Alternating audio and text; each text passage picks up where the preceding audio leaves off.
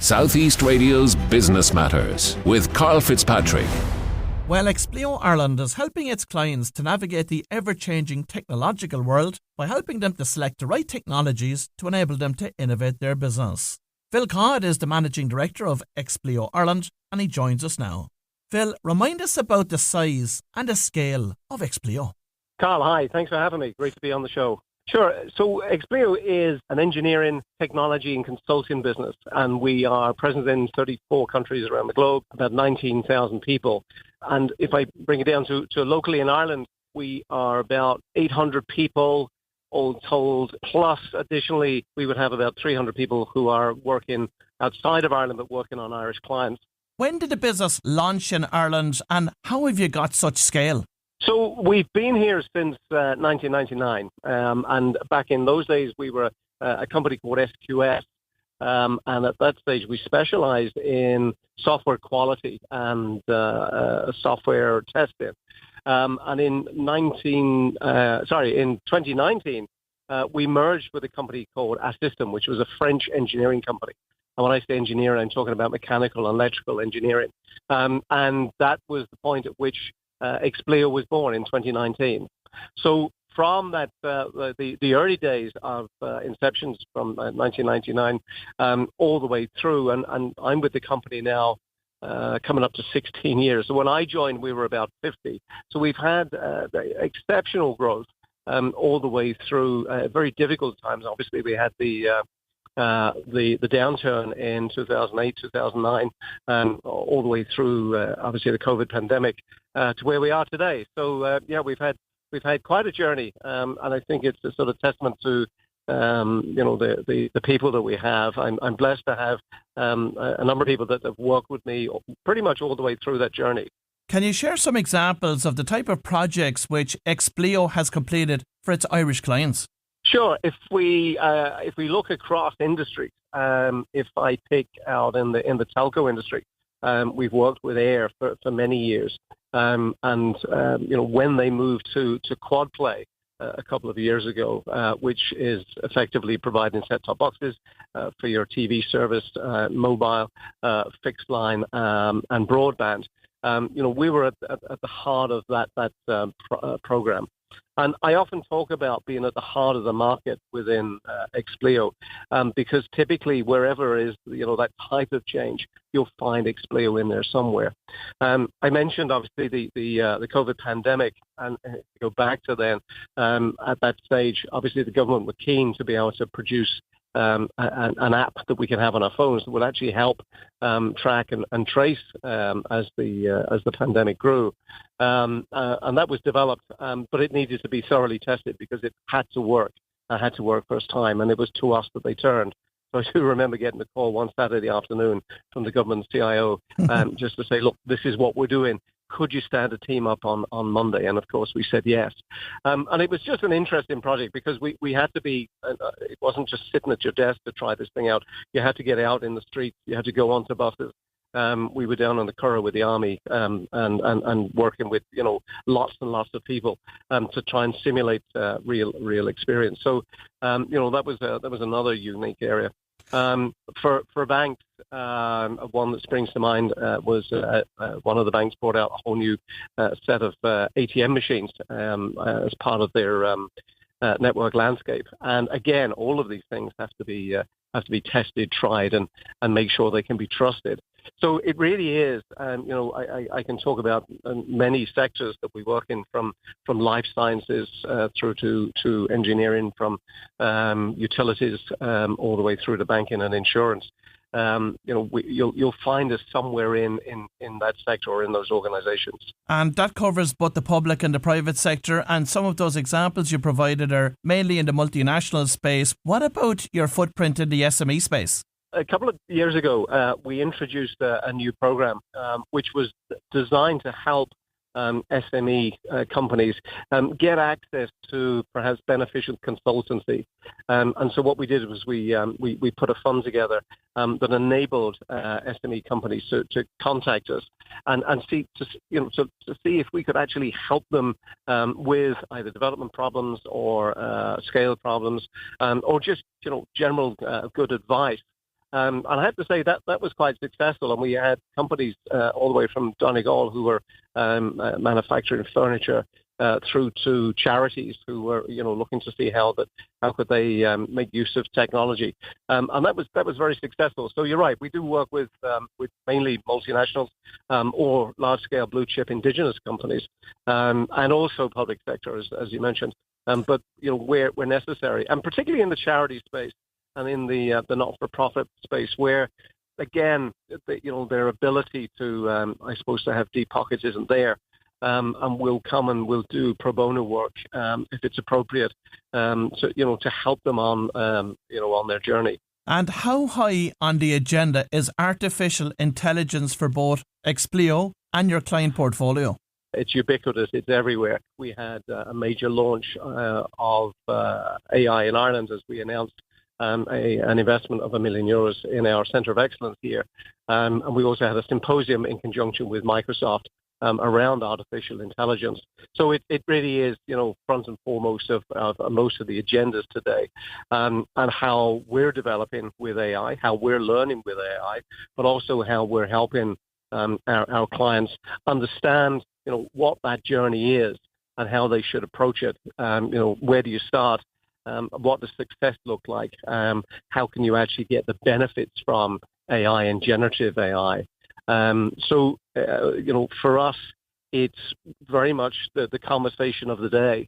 And like every, change, all of the normal things have to be done. You still have to think about it as a project or a program. It is a different way of working. So there's change that will happen in an organization. So how do you manage that change? And obviously, as part of that change, there's obviously the concerns of the users and staff and indeed customers as to what will it do to them and how does it change their work patterns, and all of that needs to be taken into account. When a client approaches Expleo and says that we're looking to embed AI across our organisation, what approach do you take? Generally, we start to listen, and we run a number of what we call immersion sessions, where we want to actually understand, what's driving that desire. Is it just curiosity? Have they seen areas within the business that they believe that they could actually benefit from, either operational efficiency or increase in service, or indeed ultimately increasing profits?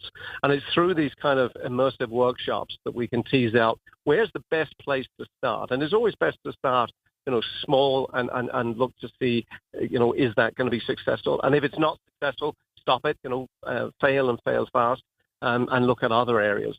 And it's building on top of that. And I also like to talk about creating jealousy within organizations, so that if you get to be successful in one part of the organization, other parts want to have part of that success, and so you can then multiply, the benefits that you get from AI, or that you should get from AI, across an organization over a period of time. Some business people have said to me that they're going to wait and see when it comes to AI, because their concern is it's still at its infancy, and if they invest now, what they're investing in may be redundant in no time. How would you respond to that, Phil? Well, it's interesting. We run a business transformation index report on an annual basis. And a few years ago, we started just looking at with Irish clients, and then we expanded that into other parts of Europe. And we're just about to launch a new supplementary report to the Business Transformation Index, which is a special AI report. And that's been looking at a sample of about 800 people across Ireland, the UK, Germany, and France. And a couple of things that it's telling us. First of all, that about a quarter of those that have been interviewed have said that they've already started the journey. So they're already out of the blocks. They're already looking at areas, or they've got pilot programs going on. Quite a number of them plan to do things this year, or at least in the next 12 months. And whilst they may associate risk with AI, they think that the benefits of AI will outweigh what those risks are. I think for those companies that are holding off, I think that's fine. But you've got to be careful that you don't get left behind. And I think, that's the same for any organization. An organization has to grow. If it doesn't grow and it stays flat, then, ultimately it's going to get consumed. And I think that's the same for technology like AI. There's a lot of benefits there from an efficiency point of view, from a customer service point of view, and to ignore it, I think you may be ignoring it at your peril. And apart from AI, what are the other emerging trends that Expleo can see impacting businesses right now? Well, I think there's a whole gamut of things that live under an umbrella called hyper-automation, which is basically how do you look across your enterprise and automate everywhere that you possibly can. And AI forms part of that, but so does robotic process automation. So does software development. And there's areas within any organization that you can approach with this. So that's certainly one area. I think one of the key facets of AI is it's very much based on data, and that data itself, does have to have some semblance of order. It does have to be relatively clean. The veracity of the data has to be good. The volume of data needs to be high. So there's programs that get kicked off just around looking at data and how do you curate that data. How do you actually make sure that it is fit for purpose today? For those listening to this morning's show that might want to pursue a career in tech and may want to go on to work with companies like Expleo, what are the tech skills of the future that they should be considering acquiring now? I think, software engineering is still a very strong area. Even though, there's a lot of talk about AI and generative AI and taking that away, I think it makes the job of the software developer easier. I think it's very complementary. So I still think that's an area. I mentioned data, and I think, data science is probably still in its infancy and not well explained and understood in many areas. And ultimately, I think good business skills are still in high demand, and there's a sort of a hybrid person that's appearing now on the horizon, which has got a great balance of both technology and business. I think one of the things I would like to see is obviously more females coming into the tech industry, and therefore investing in STEM and getting involved in STEM subjects much earlier and staying with them. So I definitely think whilst we have a great education system that creates a very high caliber of graduate at the end of their education, or certainly when they get to graduate from college or university, I'd like to see more females in that space that are in the STEM subjects. And Phil, from your viewpoint, what's your outlook for the Irish economy over the next 2 to 3 years? For me, I'm sort of on record for this. I think it's very good. Obviously, we've got very good employment right now. I think the tech industry in Ireland is still a good place to be. I believe that Ireland Inc. is a very good place for AI and AI development. We are one of we're the only English-speaking country that's in the EU now. Our proximity to the States has always benefited from, our geographic location. I think some of the changes we've seen with the very big multinationals that are, tech-based, a lot of their difficulties have been outside of Ireland. So yes, it's had an impact sometimes in terms of headcount numbers. But when you look at the IT industry that serves the Irish economy and is serving, the state, the semi-state, the utility companies, the Irish blue chip companies, I think there's very strong demand for the skills today. And I think that's going to continue on for the foreseeable future. And Phil, finally, what are your growth plans for Expleo in Ireland? Well, as we're sort of coming up to halfway through the year now, we're looking at how's it growing, and I'm delighted to say we have had good growth this year so far. We're always looking at new areas. We're always looking at how can we create new services. Obviously, AI gives us that ability, but we can't leave everything else behind. and we've always got to invest in people. And I think one of the benefits we've had, we've always invested in our people and been concerned with our people. We've been part of the Great Place to Work program for over 10 years. And we've always looked to understand what the needs and wants of all of our staff is, and enable us to grow in the right way. There can be a tendency to maybe grow too quickly, and then you've got potential problems further down the track. So it is about steady growth.